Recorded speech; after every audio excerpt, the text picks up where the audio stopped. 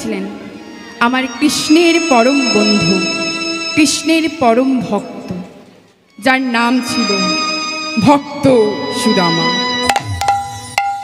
ও মা, বৃন্দাবন থেকে যে রাস্তাটা চলে গেছে মা নন্দগ্রামের দিকে, সেই রাস্তার মধ্যে এখনো রয়েছেন বিদর্ভ গ্রাম। মাতা রচনা দেবী,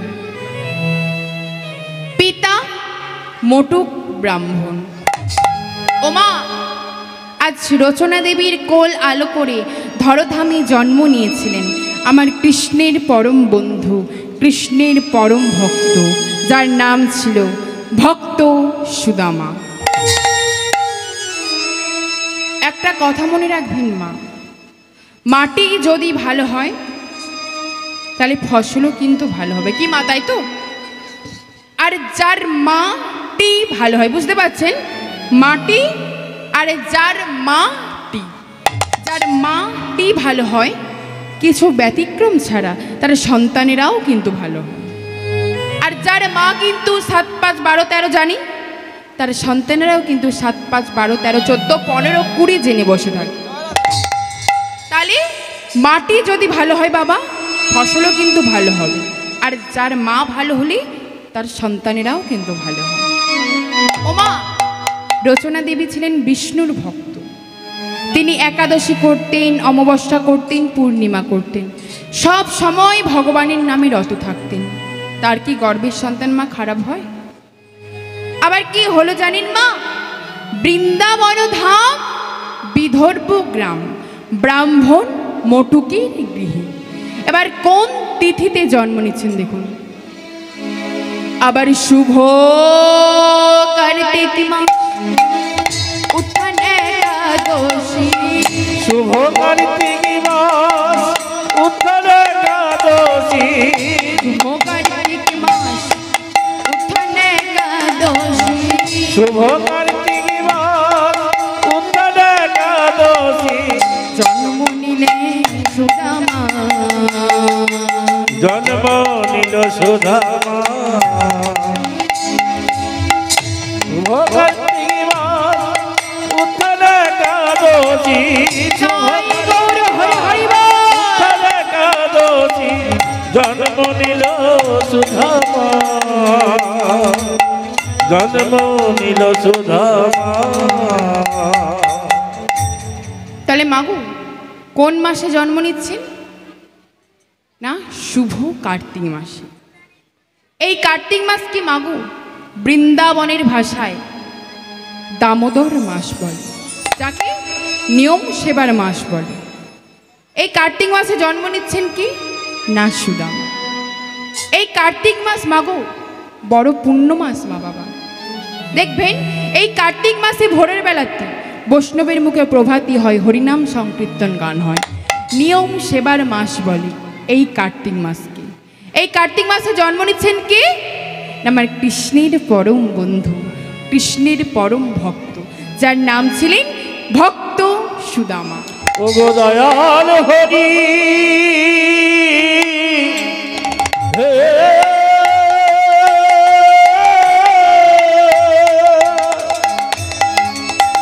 কৃপা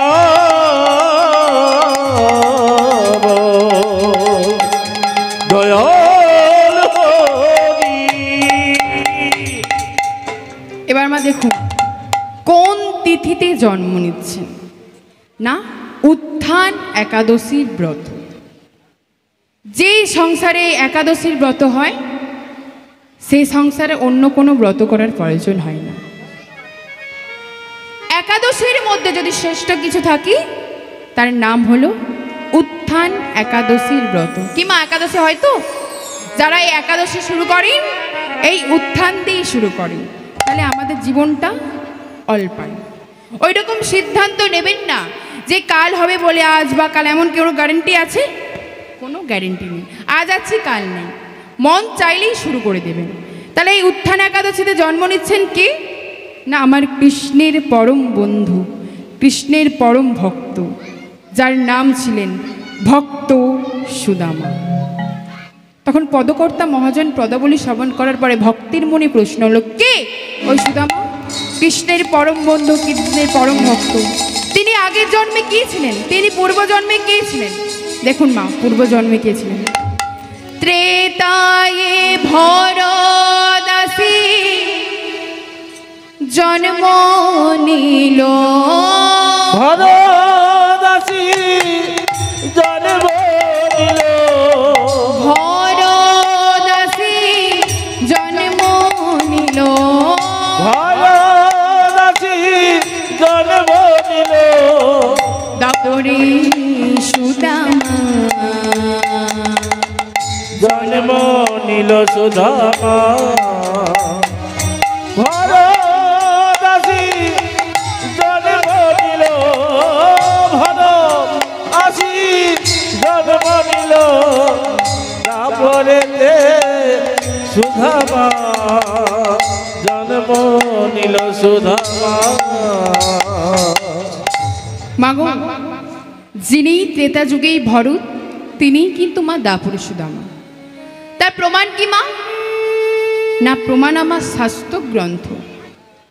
আপনারা ত্রেতা যুগে শুনেছেন, রামায়ণে শুনেছেন যে রাজা দশরথের এক কঠিন ব্যাধি হয়েছিল। কঠিন ব্যাধি কি হয়েছিল? না, এই দুটো আঙুল গলে খসে পচে রক্তে কৃমিকীট হয়ে পরিণত হয়েছিল। কত কবিরাজ এলো আর ফিরে গেল। ও মা, রাজা দশরথ ভালো হলো না। রাজা দশরথ জেনে গেলেন যার তার মৃত্যু নিশ্চিত। তখন এক অনামী কবিরাজ, দেখবেন মা, বড় বড় ডাক্তাররাও কিন্তু বড় বড় রোগকে সারিয়ে তুলতে পারে না। ছোটোখাটে কমাদামা হাতুড়ে ডাক্তারও দেখবেন বড় বড় রোগকে সারিয়ে দেয়, কি মা, তাই তো? তখন এক অনামী কবিরাজ দশরথকে এসে বলছে, দশরথ, তুমি এই কঠিন ব্যাধি থেকে সুস্থ হবে যদি আমার কথা শোনো। তখন বলছে, কি কথা কবিরাজ মশাই? বলছে, তোমার ঘরে যে তিনটি অর্ধাঙ্গিনী আছে, কে কে? না, রামের মা কৌশল্যা, ভরতের মা কৈকেয়ী, লক্ষ্মণ শত্রুঘ্নের মা সুমিত্রা। তোমার ঘরে যে তিনটি অর্ধাঙ্গিনী আছে, ওদের তিনজনকার মধ্যে কেউ যদি তোমার ওই রক্তপুজ মুখ দিয়ে টেনে টেনে পরিষ্কার করতে পারে দশরথ, তুমি কিন্তু আবার আশার আলো দেখতে পাবে, তুমি কিন্তু আবার ভালো। মাগো, রাজা দশরথ দেখছেন যে আমার ঘরে তিনটি অর্ধাঙ্গিনী আছে, তিনজনেই তো করবে, কৈকেয়ীকে তো ছেড়ে দিলাম, সুমিত্রা কৌশল্যা তো করবে। তাহলে মাগো ভাবলো এই যাত্রাটা বেঁচে গেলাম। দেখবেন মা, একটা স্বামী তার স্ত্রীকে কতটা ভালোবাসে, বা একটা স্ত্রী তার স্বামীকে কতটা ভালোবাসে, সেটা কিন্তু সুখের দিনে বোঝা যায় না। কি বোঝা যায়? কবে বোঝা যায় বলুন তো? না, দুঃখের দিনে, যন্ত্রণার দিনে, রোগ ব্যাধির দিনে বোঝা যায় যে কে কাকে কতটা ভালোবাসে। কি তাই তো মা? মাগো, রাজা দশরথ এবার কাকে ডাকলে জানেন? তার ছোট বউকে ডাকলেন। কে ছোট বউ? না, লক্ষ্মণ শত্রুঘ্নের মা সুমিত্রাকে ডাকলেন। দেখতেও ছিলেন পরমা সুন্দরী, বয়সটাও অল্প, তাই রাজা দশরথ একটু সুমিত্রাকে বেশি ভালোবাসত স্ত্রীদের মধ্যে। কেন বলুন তো? দেখতেও ছিলেন পরমা সুন্দরী, বয়সটাও অল্প, তাই রাজা দশরথ একটু বেশিই ভালোবাসত সুমিত্রা। সুমিত্রাকে ডেকে বলছে, সুমিত্রা পারবে? সুমিত্রা পারবে? কবিরাজ মশাই যা বললেন, তোমার মুখ দিয়ে টেনে টেনে তুমি রক্তপুজ পরিষ্কার করতে পারবে? ও মা, আর সুমিত্রা চুপ করে গেল। মা, যাকে রাজা দশরথ একটু বেশি ভালোবাসত, তার উত্তরটা শুনুন। বলছে, স্বামী গো, তুমি আমার কাছে কত দামি, তুমি আমার শয়ন, তুমি আমার মরণ, তুমি আমার এইসব বলে মৃত্যুত্তর করাচ্ছ। সুমিত্রা পারবে? সুমিত্রা পারবে? কবিরাজ মশাই যা বললেন, তোমার মুখ দিয়ে টেনে টেনে রক্তপুজ পরিষ্কার করতে পারবে? সুমিত্রা পারবে? মাগো, সুমিত্রা মুখের ওপরেই বলে দিল, স্বামী গো, আজ আমি প্রথম থেকেই বলে দিচ্ছি, স্বামী আমার এত ঘেন্না হচ্ছে, আমি ওই কাজ করতে পারবো না স্বামী, আমি পারবো না স্বামী, আমি পারবো না। রাজা দশরথ বলছি, এই হচ্ছে আমার ভালোবাসা। ওগো দয়াল হরি। সুমিত্রা যখন পারল না, এবার কাকে ডাকলে জানি না, যাকে আপনার রামায়ণে একাদশ মাথর করে রেখেছিলেন, রামের মা কৌশল্যা। কৌশল্যাকে ডেকে বলছে, কৌশল্যা পারবি? পারবে কৌশল্যা, পারবে? কবিরাজ মশাই যা বললেন, তোমার মুখ দিয়ে টেনে টেনে রক্তপুঁজ পরিষ্কার করতে পারবে কৌশল্যা? পারবে? কৌশল্যা স্বামীর মুখের ওপরেই বলে দিল, স্বামী গো, আমাকে কোনো বলে লাভ নেই, আমি প্রথম থেকেই বলেছি স্বামী, আমার এত ঘেন্না আছে, আমি পারবো না স্বামী, আমি পারবো না স্বামী, আমি পারবো না। বাবু, রাজা দশরথ বলছি, এই হচ্ছে আমার সংসার, সুখেরও লাগিয়া এ ঘর বাঁধুনি, অডলি পড়িয়া গেল, আমি সাগরের স্নান করিতে, গরল ভেল চণ্ডীদাসের। যখন সুমিত্রা কৌশল্যা পারল না, যখন রাজা দশরথ ধীরে ধীরে চলে যাচ্ছে, কই দেখে বলছে, স্বামী গো, ওদেরকে বলে স্বামী কি হবে, ওরাই তো পারল না। মাগো, কই তখন স্বামীর চরণটা জড়িয়ে ধরে বলছে, স্বামী গো, আজ আমায় একবারও বললে না স্বামী, আজ আমায় একবারও বললে না। ওগো স্বামী, তুমি যখন ওদেরকে বলেছিলে স্বামী,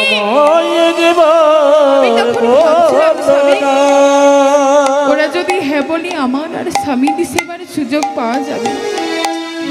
আমি জানি স্বামী, আমি মানি, এই সংসারে প্রত্যেক সাধবা নারীর অহংকার তার স্বামীর দেওয়া লাল টকটকে সিঁথির সিঁদুর। আজ এই সিঁথির সিঁদুরটার জন্য তোমার জীবন দিয়ে দেব।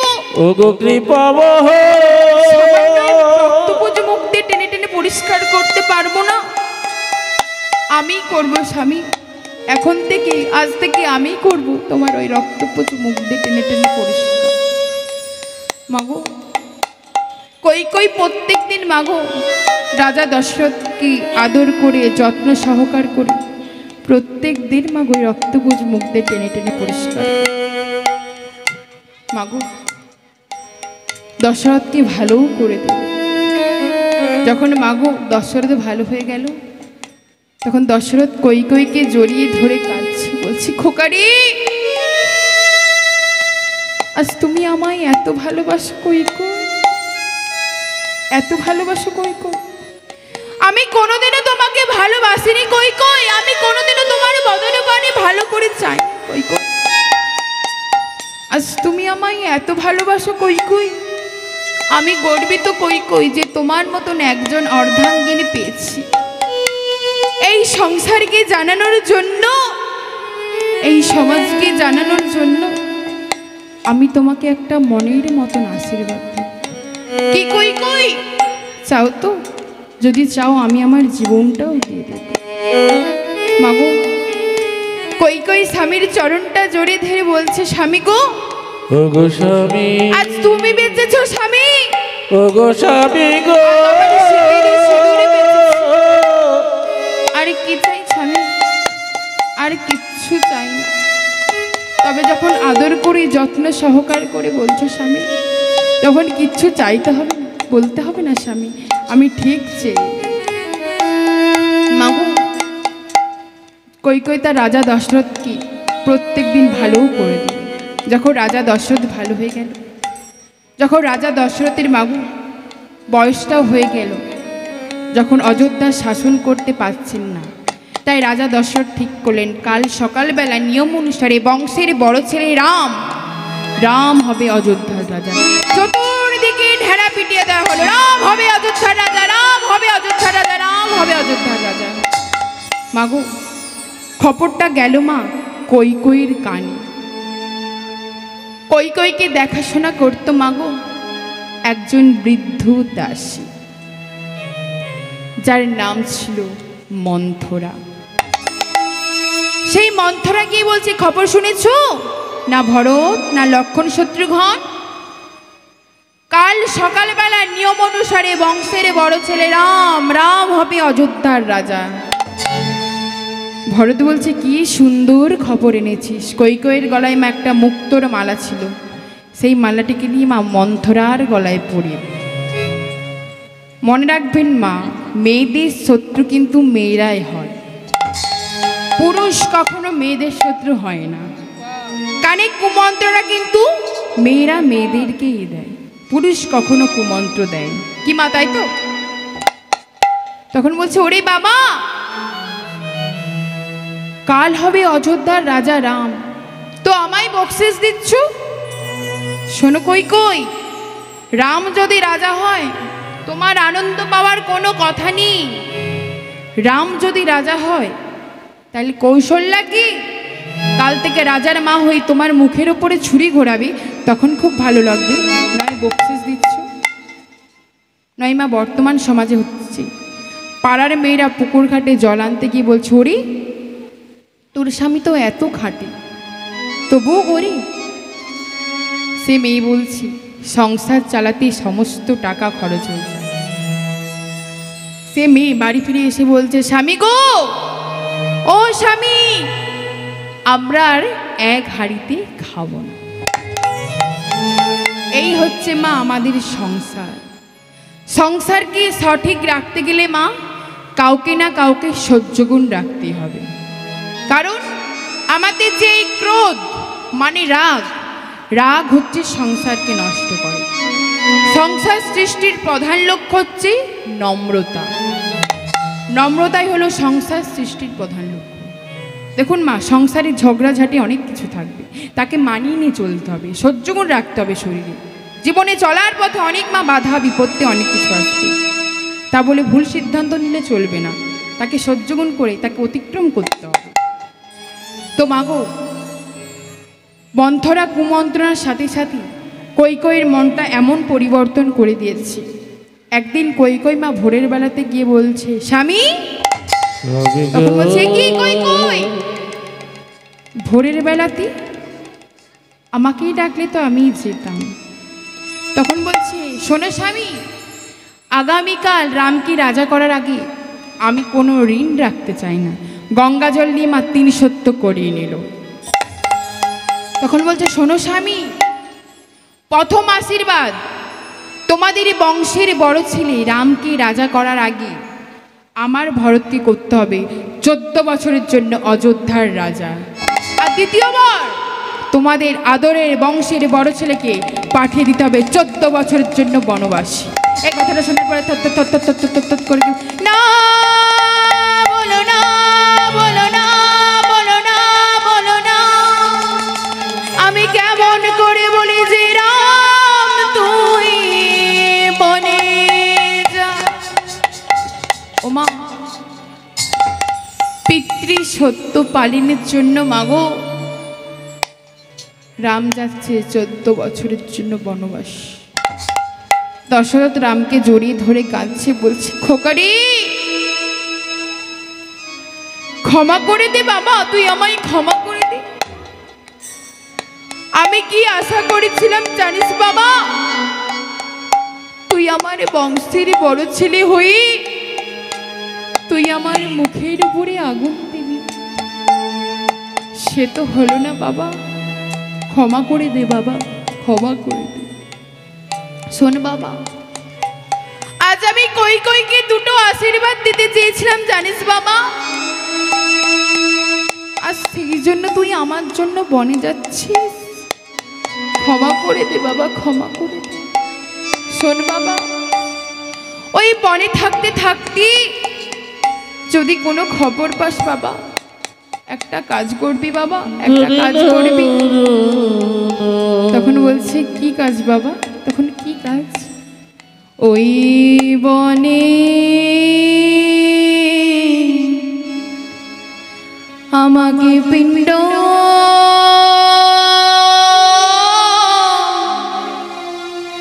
পিণ্ড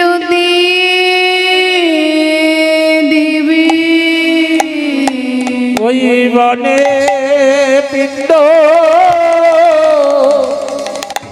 পিণ্ড দিয়ে দিবি ওই বনি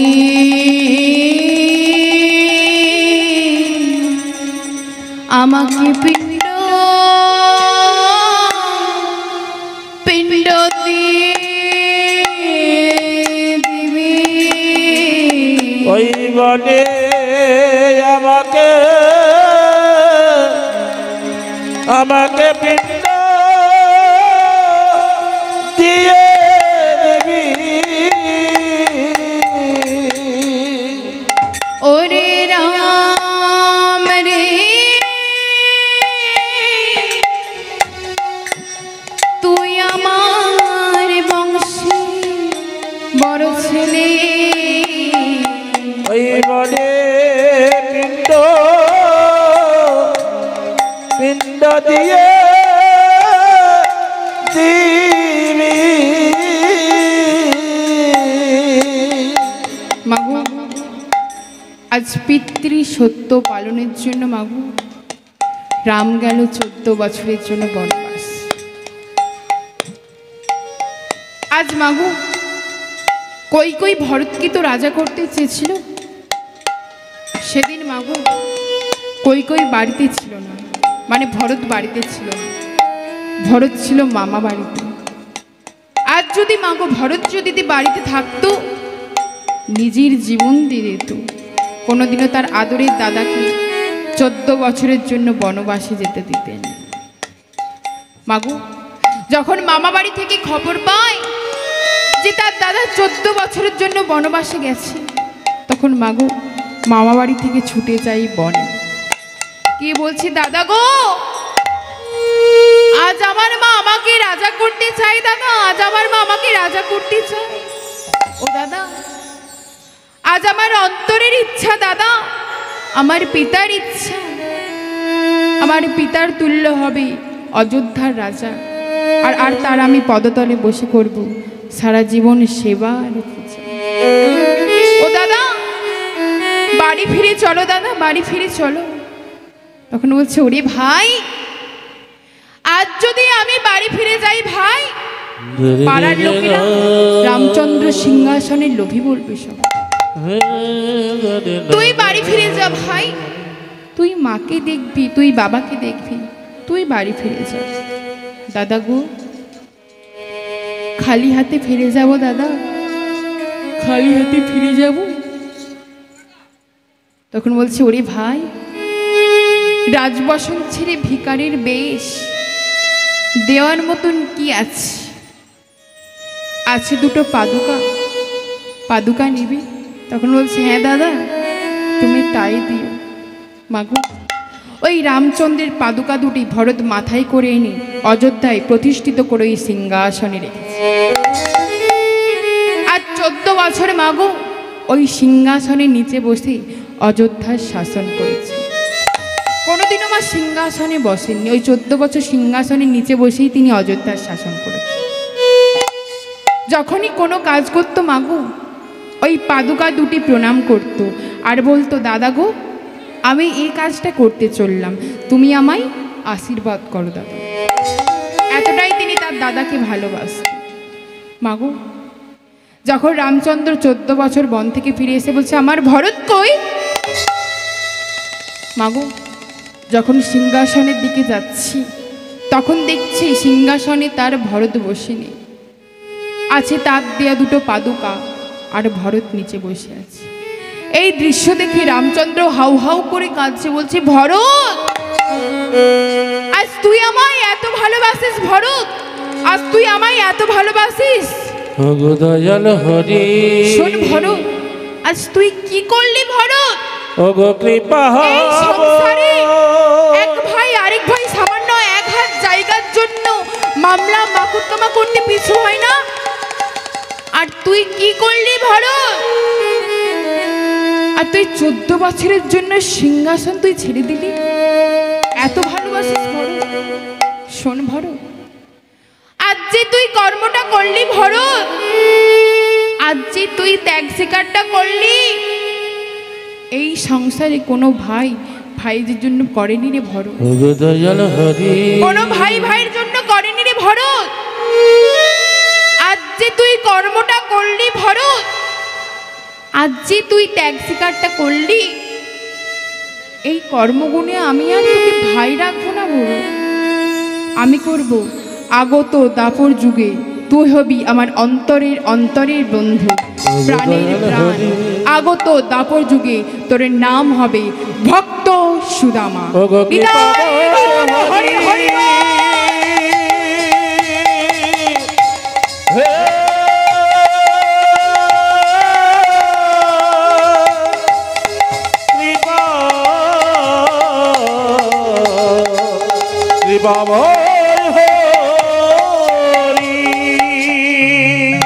তাহলে বুঝতে পেরেছেন মা, যিনি ত্রেতায় যুগেই ভরত তিনিই কিন্তু দাপরে সুদামা। মা ভক্ত পৃথিবীতে এসেছেন, তাই চলুন সকলে মিলে দুটি বাহু তুলি, একটু দুঃখী কৃষ্ণদাসের পদ গাই। প্রত্যেকে তুলুন বাহু। হরি বলবো আরে মদন মোহন হেরি বগো, হরি বলবো আরে মদন মোহন হেরে বগো, হরি বলবো আরে মদন মোহন হেরি বগো, হরি বলবো আরে মদন মোহন হেরে বগো। আমার এইভাবে ব্রজের পথে চলবো গো, এইভাবে ব্রজের পথে চলবো গো, আমার এইভাবে ব্রজের পথে চলবো গো, এইভাবে ব্রজের পথে চলবো গো। হরি বলবো আরে মদন মোহন হেরি বগো, হরি বলবো আর মদন মোহন হেরে বগো, হরি বলবো আরে মদন মোহন হেরি বগো, হরি বলবো আর মদন মোহন হেরে বগো। ওগো রাধা কৃষ্ণের যুগল মাধুরী দেখব দুটি নয়ন ভরে, ওগো রাধা কৃষ্ণের যুগল মাধুরী দেখবো দুটি নয়ন ভরে, ওগো রাধা কৃষ্ণের যুগল মাধুরী দেখব দুটি নয়ন ভরে, ওগো রাধা কৃষ্ণের যুগল মাধুরী দেখবো দুটি নয়ন ভরে। আহা জয় রাধে গোবিন্দ বলে নাচব গো, আরে জয় রাধে গোবিন্দ বলে নাচবো গো, আহা জয় রাধে গোবিন্দ বলে নাচব গো, আরে জয় রাধে গোবিন্দ বলে নাচবো গো। হরি বলবো আরে মদন মোহন হেরি বগো, হরি বলবো আর মদন মোহন হেরে বগো, হরি বলবো আর মদন মোহন হেরি বগো, হরি জয় গৌর হরি হরি বল। হরি বলবো মদন মোহন হেরে বগো, হরি বলবো মদন মোহন হেরে বগো। মাগো, যিনি ত্রেতা যুগেই ভরত তিনি কিন্তু দাপরে সুদামা।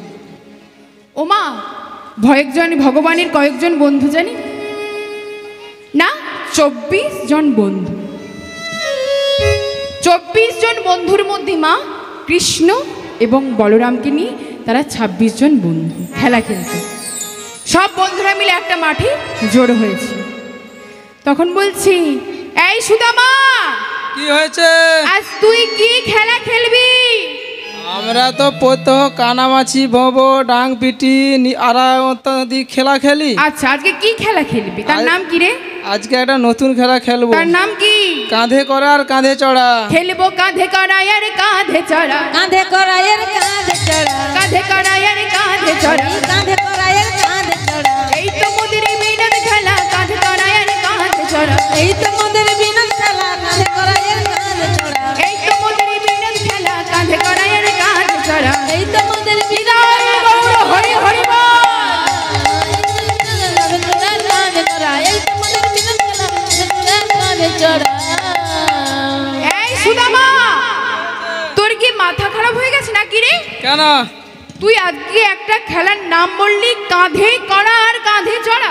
হ্যাঁ, কি হয়েছে? সবাই তো চাপতেই চাইবে, কিন্তু নেবে কে? তাহলে আমাদের খেলায় যে চোর হবে। কি করে বল না তুই একটু। আমাদের খেলায় চোর হতে হলে একটি কাজ করতে হবে। কি কাজ? আমরা এখন কোথায় আছি বলুন তো? এই একটা বৃক্ষের তলায় দাঁড়িয়ে আছে বড়। তাহলে ওই বৃক্ষ দিক থেকে 26টি পাতা পেড়ে হ্যাঁ, ওই একটি পাতায় বড় ছিদ্র করে রাখবো। আচ্ছা, তারপরে? ওই পাতাতে আমরা চোখ বন্ধ করে এক এক করে পাতা নেব। আচ্ছা, ছিদ্রযুক্ত পাতা যার ভাগ্যে জড়বে সেই হচ্ছে যে কাঁধে নেবে। তখন বলছে কি রে, তোরা সকলে রাজি তো? হ্যাঁ, তখন রাজি। বলছে হ্যাঁ রাজি। তো মাগো, একটা বৃক্ষ থেকে 26টা পাতা পেরেছে। 26টা পাতা পেরে একটা পাতার মধ্যে ছিদ্র করে দিয়েছে বড় করে। যার ভাগ্যে ছিদ্রযুক্ত পাতা জুটবে সেই সকলকে নিয়ে। তো মাগো সবাই চোখ বন্ধ করি এক একটা করে পাতা নিয়েছি। তখন বলছে কি রে মধুমঙ্গল, তোর পাতাটা কেমন? আমার পাতা ভালো। এই বসুদাম, তোর পাতাটা কেমন? আমারও ভালো। এই সুদামা, তোর পাতাটা কেমন? এই বসুদাম, তোর পাতা কেমন? ভালো। এই শ্রীদাম, তোর পাতাটা কেমন? আমারও ভালো। তখন বলছে ব্যাপারটা কি ভাই, সবাই যখন বলছে ভালো তার মানে তো হয়েই গেল। তখন বলছে ব্যাপারটা কি ভাই, সবাই যখন ভালো ভালো বলছে আমি আমার একবার পাতাটা দেখি। যেই না কৃষ্ণ নিজের পাতাটা দেখেছে অমনি করে চমকে উঠল। তখন বলছে ওরে বাবা, সবাই কেন ভালো ভালো বলছে, আমারই তো ভাগ্যে ছিদ্রযুক্ত পাতা জুটেছে। এই রে, এবার সকলকে কাঁধে নিতে হবে। তাই কানাই কি করেছে জানেন মা, যাতে ওই কানাইয়ের পাতাটা যাতে কেউ না দেখতে পায়, তখন কি করেছে কানাই নিজের বক্ষের সঙ্গে পাতাটিকে চেপে ধরেছে। মধুমঙ্গল দেখতে পেয়ে বলছে কি হয়েছে রে কানাই, তুই এমন করছিস কেন? তখন বলছে না রে মধুমঙ্গল, কিছু হয় না। তো কিছু হয় না যখন তোর পাতা তুই একবার দেখা। তখন বলছে না না, আমি আমার পাতা দেখাতে হবো না। কিছুতেই কানাই দেখাতে যাচ্ছে না। সুদামা জোর করে ছিনিয়ে নিল। ছিনিয়ে দেখছে মা কানাইরই তো ভাগ্যে ছিদ্রযুক্ত পাতা জুটেছে। সুদামা বলছে শোন সবাই, কেন এবার কানাই পাতাটা দেখাতে যাচ্ছে না? কানাইরই তো ভাগ্যে ছিদ্রযুক্ত পাতা জুটেছে। শোন সবাই, কানাই খেলার নিয়ম অনুসারে ছিদ্রযুক্ত পাতা পেয়েছে, তাই কানাই হলো আজকের খেলার চোর চোর চোর।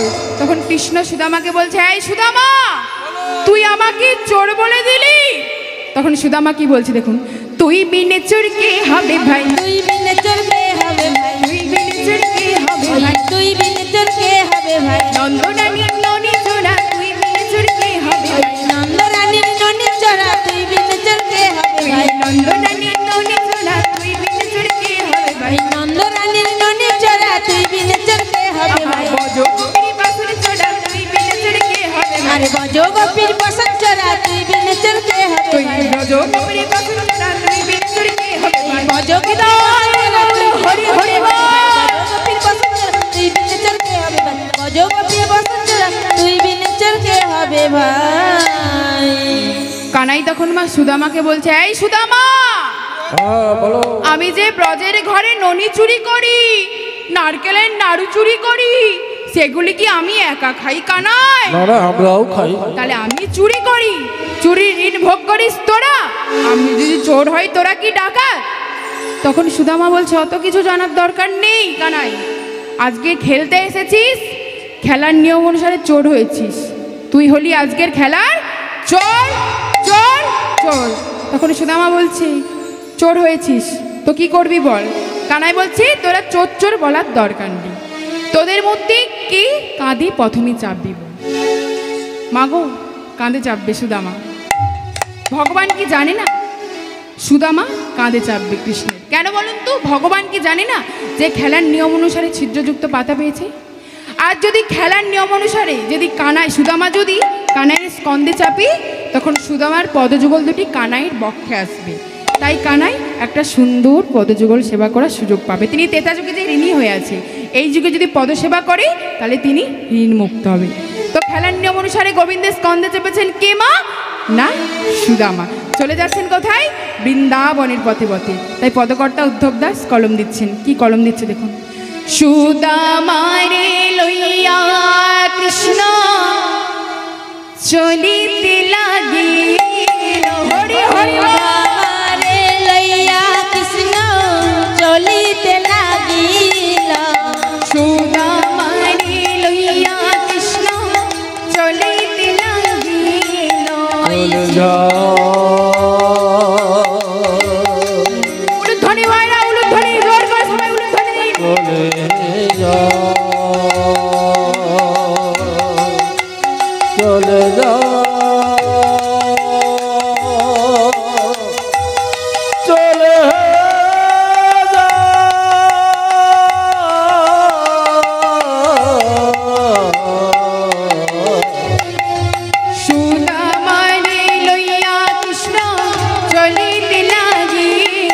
ওই সুধা মারে লইয়া কৃষ্ণ চলিতে লাগিল পক্ষ আম্র বৃক্ষের তলে উপনীত হইল। একটি পক্র আম্র বৃক্ষের তলে উপনীত হইল একটি পক্ষ আম্র বৃক্ষের তলে উপনীত হইল। একটি পক্র আম্র বৃক্ষের তলে উপনীত হইল। ওমা, আজ আমার সুদামাকে নিয়ে প্রাণ গোবিন্দ এক পক্ক মানির তলায় উপনীত হলো, মানে পাকা আম গাছের তলায় উপস্থিত হলেন। যেই না কানাইয়ের স্কন্ধে সুদামা চেপে আমগুলো দেখতে পেয়ে বলছে, একবার দাঁড়া রে দাঁড়া রে দাঁড়া রে দাঁড়া রে দাঁড়া রে দাঁড়া রে দাঁড়া রে দাঁড়া রে গাছে কত আম রে দাঁড়া রে দাঁড়া রে ওই গাছে কত আম রে দাঁড়া রে দাঁড়া রে গাছে কত আম রে দাঁড়া রে দাঁড়া রে ওই গাছে কত আম রে দাঁড়া রে দাঁড়া রে গাছে কত আম রে দাঁড়া রে দাঁড়া রে ওই গাছে কত আম রে গাছে কত আম রে দাঁড়া রে দাঁড়া রে ওই গাছে কত আম রে দাঁড়া রে দাঁড়া রে। এই সুদামা, হ্যাঁ বলো। তুই আমার স্কন্ধে চেপে পাকা পাকা আমগুলো দেখতে পেয়ে বলছিস দাঁড়া রে গাছে কত আম রে? গাছে যদি আম হয় তোর কি আমার কি? তখন বলছি দাঁড়া না কানা, তোর স্কন্ধে চেপে একটা পাকা আম পারি। জানিস বৃন্দাবনের ফল কত মিষ্টি, আর তোর যদি অর্ধরা অমৃতের পরশ লেগে যায় জানিস কত মিষ্টি হবে। আচ্ছা সুদামা, প্রথমে আম পেড়ে তুই প্রথমে কি করবি? বলছে চিন্তা নেই কানাই, আম পেড়ে আমি প্রথমে তোকেই দেব। আচ্ছা বলুন তো মা, ভগবানকে যদি কিছু দেন তার নাম কি? হ্যাঁ জানেন কেউ? না ভোগ, বলি না ভোগ নিবেদন করেছি, ভোগ। তারপরে যখন আমরা পাই সেটাই হচ্ছে প্রসাদ। তখন মাগো আম পেড়ে কি করেছে সুদামা? নিজেই খেতে শুরু করেছে। তখন বলছে, এই সুদামা, আমি যে ব্রজের ঘরে ননি চুরি করি, মাখন চুরি করি, নারকেলের নাড়ু চুরি করি, আগে প্রথমে তোকে দিই, তারপরে আমি খাই। এখন দেখছি তুই নিজেই খেতে শুরু করে দিলি। এখন বলছে, গানাই, এটা গাছের ফল, আমার ঘরের দ্রব্য নয়। গাছের ফল না জানি গাছের মধ্যে কত কিনা হয়। আবার নাকি তোকে কংস মহারাজ নির্ধন করার জন্য নাকি কত প্রত্যাশয় নিয়েছিল। অজাসুর, বকাসুর, ঘুণাসুর, তৃণভত্তাসুর, পুতনা রাক্ষসী সকলকেই নাকি তোর কাছে পাঠিয়েছিল তোকে নাকি নির্ধন করার জন্য। তুই নাকি তাদেরকে কোথাও উদ্ধার করে দিয়েছিস। এখন দেখ কংস মহারাজ নিরুপায় হয়ে এই আম ফলের মধ্যে বিষ মাখিয়ে রেখেছে, আর সেই ফলটা খেয়ে যদি কানাই তোর কিছু হয়ে যায়। দেখুন মা, কত বড় প্রেম, কত বড় ভালোবাসা। এনাকেই বলেছে মা কৃষ্ণ প্রেম, কৃষ্ণ ভালোবাসা। ও মা, আমাদের ভালোবাসা কতক্ষণ? মাগো, আপনি রান্না করে দেবেন, বাটনা বেটে দেবেন, জামা কাপড় কেচে দেবেন, দেখবেন সংসারে প্রত্যেকটা মানুষ আপনাকে ভালোবাসবে। 2-4 দিন শরীর খারাপ হয়ে পড়ে থাকবেন, দেখবেন কে বেশি আপনাকে ভালোবাসে। তেমনি 2-4 টাকা করে বাড়িতে রোজগার করে আনবেন, দেখবেন ও সেদিকে আমার বাবা কোনো অভাব রাখে না। আর যেই দিন বাবার এই রোজগারটা চলে যাবে সেই দিন বুঝতে পারবে যে বাবার প্রতি কত ভালোবাসা। এই হচ্ছে মাগো আমাদের সংসার। ইহজগতে আপনার স্বার্থ যতদিন আপনি ততদিন, আপনার স্বার্থ নেই আপনিও নেই, আপনার দিকে কেউ ঘুরে তাকাবে না। এই হচ্ছে আমাদের সংসার, স্বার্থ ছাড়া কেউই বোঝে না প্রত্যেকের ক্ষেত্রে। তো মাগো আম ফলটা খেয়ে দেখছে না এটা বিষ মাখানো ফল নয়। তখন বলছি, এই সুদামা, এটা আম মাখানো বিষ নয়। তখন বলছে, কানাই এবার তুই খা। তখন মাগো কানাই খেতেও শুরু করে দিয়েছে, এমনভাবে খাচ্ছে কানাই যেন পুরোটাই খেয়ে নেবে। না না কানাই, এখানে অনেকেই বসে আছে, সেই তোর প্রসাদের আছে, একা একা খাস না। ওমা, সুদামা একটাই করে নিবেদন করছে, কিন্তু কানাই শুনছে না। তাই কি বলছে দেখুন, তোরে ঠোর মিঠো লাগে ভাই রে কানা, তোরে এটা বড় মিঠো লাগে ভাই রে কানাই, এঠো বড় মিঠো লাগে ভাই রে কানা,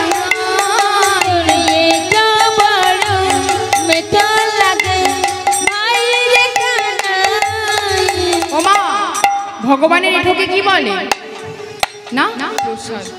আপনাদের গ্রামেতে দেখবেন কালী পুজো হোক, লক্ষ্মী পুজো হোক বা অন্নপ্রাশনে দেখুন প্রসাদ হয়েছে, তাকে খারাপ লেগেছে? লেগেছে? ঘরে কত কিছু দিয়ে রান্না করবেন তার স্বাদ আর এই স্বাদ, একেই আমরা অম্লান বদনে পেয়ে যাই। এটাই হচ্ছে মা প্রসাদের মাহাত্ম্য। তাই কি বলছে দেখুন, তোর এঠো বড় মিঠো লাগে ভাই রে কানা, এঠো বড় মিঠো লাগে ভাই রে কানা, এঠো বড় মিঠো লাগে ভাই রে কানা, এঠো বড় মিঠো লাগে ভাই রে কানা।